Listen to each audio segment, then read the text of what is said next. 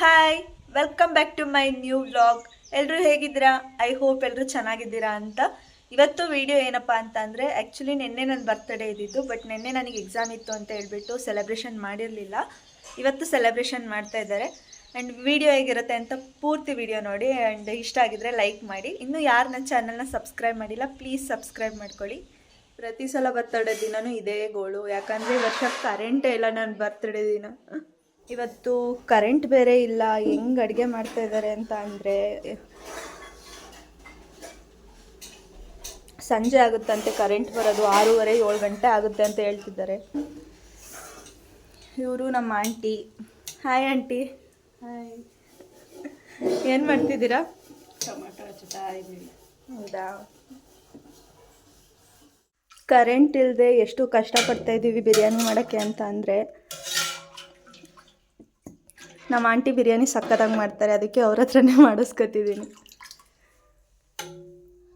ನೀವು ಹೇಳಿ ಹೇಳಿ ಚೆನ್ನಾಗೋದು. ನನ್ನಂತೂ ಜೀವನ ಪರ್ಯಂತ ಬಿರಿಯಾನಿ ಮಾಡೋದಲ್ಲ ನೀನು. ಇದೇ ಫಸ್ಟ್ ಟೈಮ್ ಜಾಸ್ತಿ ಜನಕ್ಕೆ ಮಾಡ್ತೀನಿ. ಹಾಯ್ ಗೈಸ್, ಫೈನಲಿ ಈ ಥರ ರೆಡಿ ಆಗಿದ್ದೀನಿ.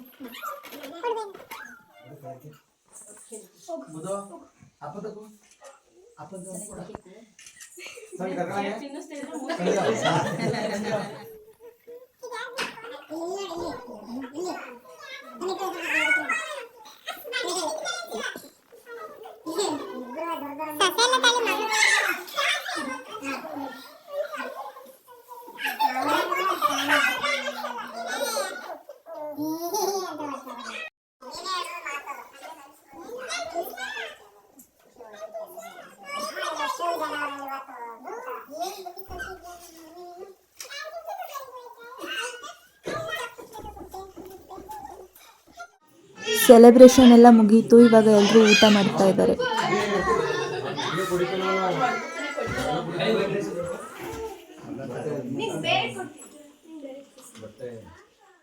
ಬಾಯ್ ಮಾಡಿ ನಕುಲ್ ಇಲ್ಲಿ ಬಾಯ್ ಬಾಯ್ ಇನ್ನೊಂದ್ಸಲ ಬಾಯ್. ಇಲ್ಲಿ ನಕುಲ್ ಇಲ್ಲಿ ಬಾಯ್ ಬಾಯ್ ಬಾವುಡು. ಇಲ್ಲಿ ನೋಡು. ಬಾಯ್ ಬಾಯ್ ಬಾಯ್ ಬಾಯ್ ಬಾಯ್ ಬಾಯ್ ಬಾಯ್.